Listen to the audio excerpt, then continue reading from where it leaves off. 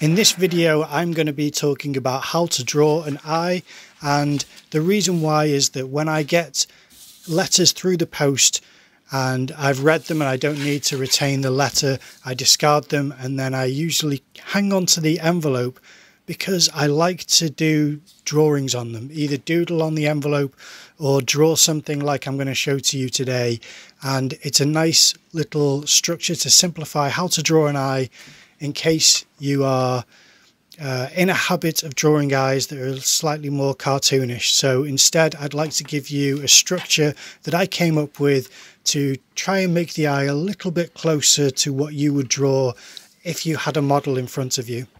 So if you have a piece of paper, all the better. I'm just using an envelope to show you it's not important. So first thing to do is to draw a kind of a little ramp. So just a transition going upwards, a flat horizontal line, and a transition going down.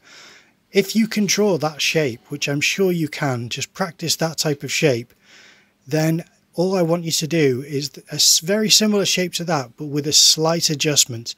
And this is the adjustment. The ramp goes up, but it's slightly shorter. And then instead of a flat line, you do another transition that is steeper. And then, not steeper, sorry, it's less steep. And then a transitional line going back down. So it's just an adjustment. And then an inside line. But instead of making it even like this, what I want you to do instead is to make the line go from narrow to wide, and then wide again, and then back to narrow. So you see the difference? I'll show you a couple of markers for the difference here in where it actually sits inside of that first ramp shape that you've made, because the even line going all the way on the inside is just to show you that that's what you're kind of following, but you're just changing certain dimensions. Now if you do those markers there that I've just made going down, it's just straight lines going down, that's actually going to be the size of the eye. So here is the marker for where the line is for the transition, to show you the difference between where I've sat the eye inside of the eyelid, because that's all we're drawing here, is just the structure of the eyelid and the eye inside. The eyes are usually much larger than we think they are, but then again certain stylized drawings of eyes can change those dimensions as well.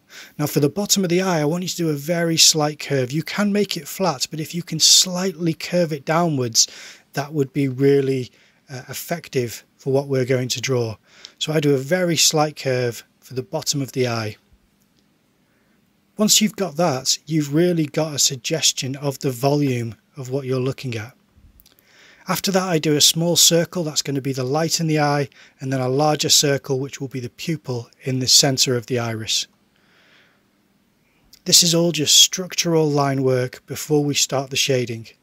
But then after that, what I'm doing is I'm drawing a really small border around the inner line, and we're going to fill that in with some heavy shading. This is really important to add depth to the eye that you've already drawn, because then it gives this weight onto the lower part of the eyelid where the eyelashes are. And instead of drawing individual eyelashes like you may have seen some artists do, I recommend just doing a bulk of shading, because more often than not, if you're drawing from life, you don't draw eyelashes, you just draw the bulk of it. Plus, we're not doing especially detailed eye drawing here. This is just more of a kind of structure that I've come up with. And then if you can do this kind of diagonal line that's not too steep, it's not an exact one corner to the other, then you can create this basic eyebrow shape. And it may not look great at the moment, but believe me, if you just draw this shape, then we can at least work on this section of the eye, because it gives a lot of character to have an eyebrow there. Now all I've done to shade it is shade it in one direction, kept the pencil attached, and then changed the direction slightly and shaded it back over again. That's just to cover a certain amount of it once more. Now what I'm doing now is I am drawing a line underneath the curve of the eye that we did earlier, so that rounded shape, and then beneath that a little, almost like the bottom of a boat, just a little inverted ramp. but it's not quite as dramatic. And we're trying to build the eyelid underneath this. That again can change dimension. You can do that larger, but for this example, if you try to follow the drawing which I've done here, then we'll have something similar. All I'm going to do now is connect each side of the eye without the eyelid, so that you have this gap in between where the eye stops and where the eyelid, the lower eyelid, begins. And there's a reason for that. The reason is light catches the lower eyelid on the top rim. Now all I'm doing here is I shaded in the iris, and I'm also shading underneath that darker eyelash section that we shaded earlier. This again adds depth to the eye because it suggests that light isn't catching this area, as opposed to the lower eyelid rim, which does catch light, and we're going to preserve that section and shade everything else heavier. So this is how I start to structure it. And now we're going to shade the lower eyelid, but only very lightly.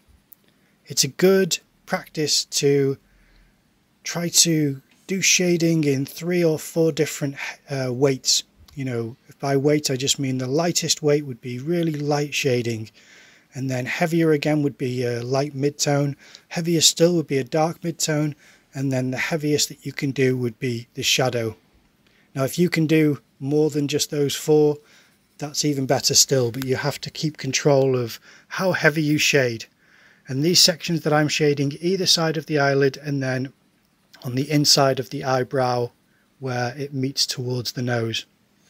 And then again from the top of the eyelid up towards the eyebrow where it's connecting with the eyelid there at the top. And then a slight bit of blending. So what you do is, because I've shaded this lower part of the inside of the eyelid, I then do light shading going up to that so that it blends, and it tries to remove any of this transition from white to grey, and instead make it white to light grey to mid grey to then darker grey, and it just makes it a smoother transition.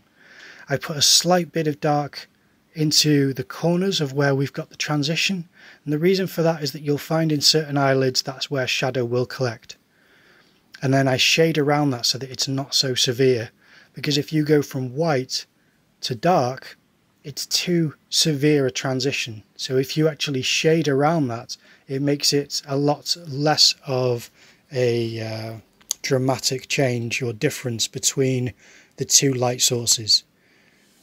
And then you're starting to structure this shape. Now I want you to hold the pencil really high up if you can, and really just wobble it very lightly. This is again that control of shading. The reason I do this is that this will be my lightest shading, and I recommend you doing the same. It's really hard to put pressure on when you hold the pencil right at the top, and then you just wobble it, and you try to keep it as neat as possible, but you just wobble it very lightly over the surface and just drift it on top. Then you'll have this very light coverage. I then darken around the iris. That's something which you'll see in eyes as well. So there's a dark rim around the iris, and then we can start working on some of these gradients, some of these transitional shaded forms, in order to lessen the severity of the difference between the mid-tone and the more shadowed areas. And that just means that you need to shade towards the corners, maybe the inside edge of the lower eyelid. This is where the shadow will collect, because you don't get light, normally anyway, going into the eye socket that deep. And that's what we're looking at. The eye sits inside of an eye socket, so we're trying to define what that shape looks like and describe it using shading. Now I'm just darkening the pupil here. Pencil will lay on top of itself, so you don't need to press down hard, but you do have a similar effect if you just go over it again and again. What I'm doing with the eyebrow is just shading the lower half in a different direction, just so that you have a suggestion of weight to the eyebrow. And by weight I just mean it'll give it a curved form again. It's almost as though the light is hitting the top part of the eyebrow more than the lower part, as if it curves around the brow.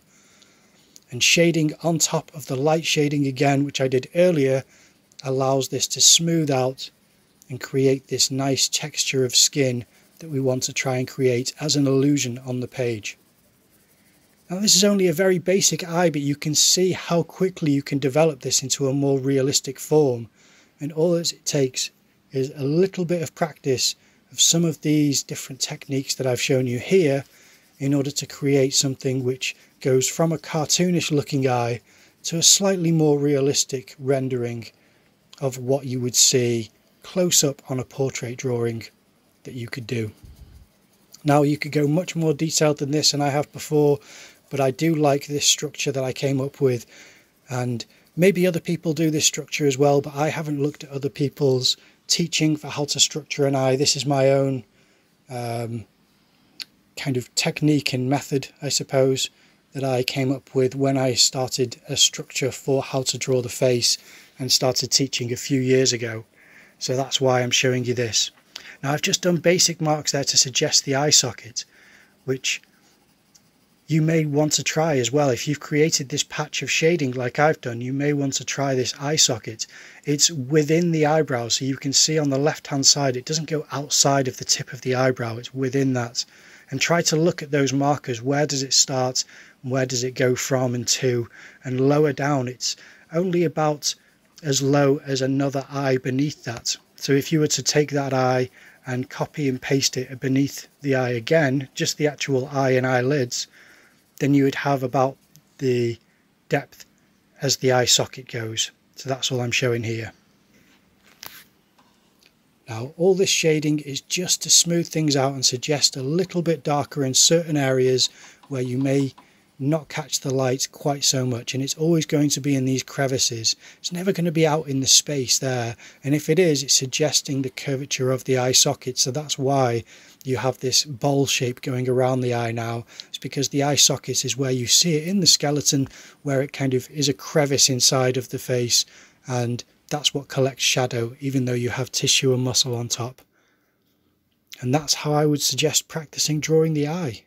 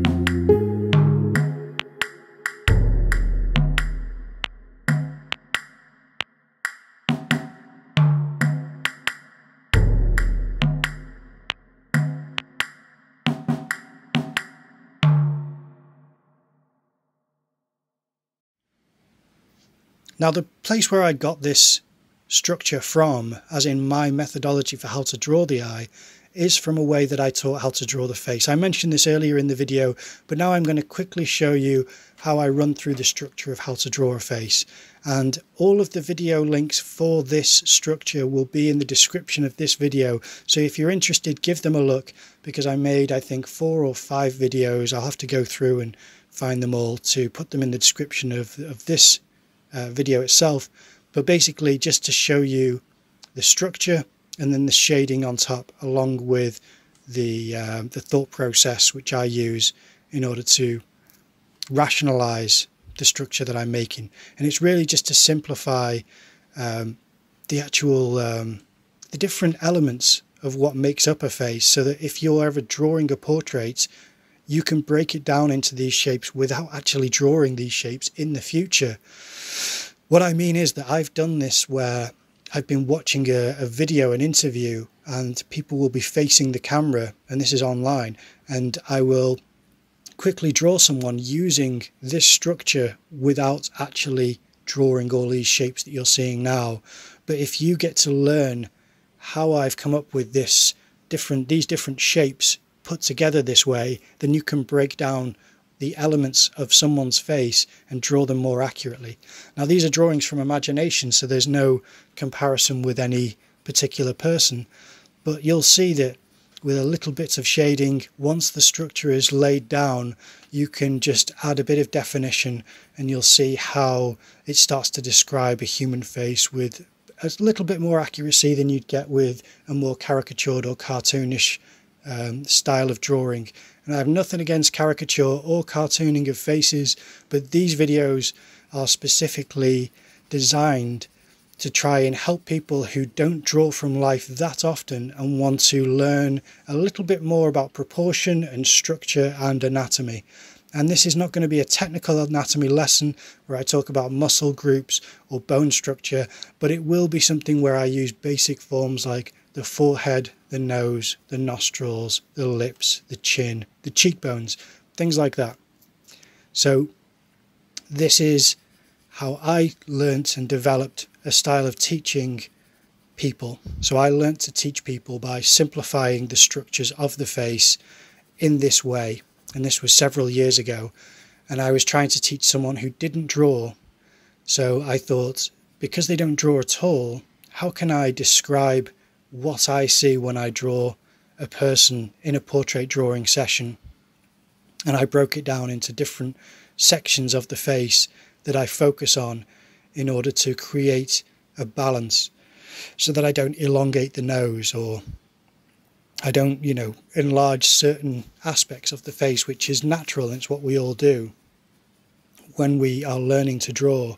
And you have to override that with a self-criticism.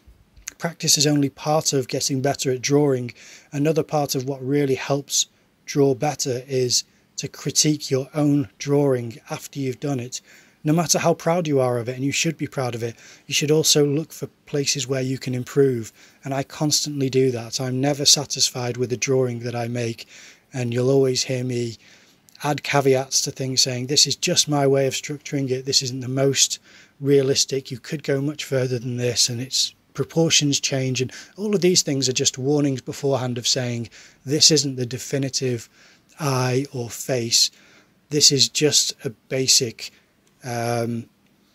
knowledge to build about structures of faces that can then be varied in order to create a more diverse cast of faces and people that you're going to want to learn and have the ability to draw if you have an interest in portraiture. I love portraiture. I love drawing people, whether from imagination or from life, and that is why I developed this technique. Now, the eye is based on quite simple shapes. As you can see, the whole face is the same. If anything, actually, I developed the eye shapes quite late on in that structural face that you see on the right, but that is all based on this same teaching techniques. And I just kept developing it and developing it in order to create an understanding of the face from the front. Now, this isn't from the side or a three-quarter view, but that is going to have very similar ways of breaking down those structures as what you do from the front. It's something which I'm going to cover more in a Patreon series, but for now I just thought I would add this video because I think it is an interesting way of observing people's faces and appreciating the structures that are facing you when you're trying to wrestle with how to actually draw something and make it look human. That's not to criticize anyone who draws people and doesn't have as much experience, but the real human look to things that you can see developing there and further developed in the eye come from this type of knowledge here. Obviously, a smaller drawing gives less opportunity for that type of detail, but it's all in there. And if the larger you draw it, the more simple it is to break down the anatomy of some of these things. But give it a try for yourself. Leave me a message if you have any questions or comments. I hope you enjoyed the video. If you want more of these, let me know. But otherwise, it's just something I thought I would throw in because drawing eyes is something which I see people do, and I feel like I can contribute to that.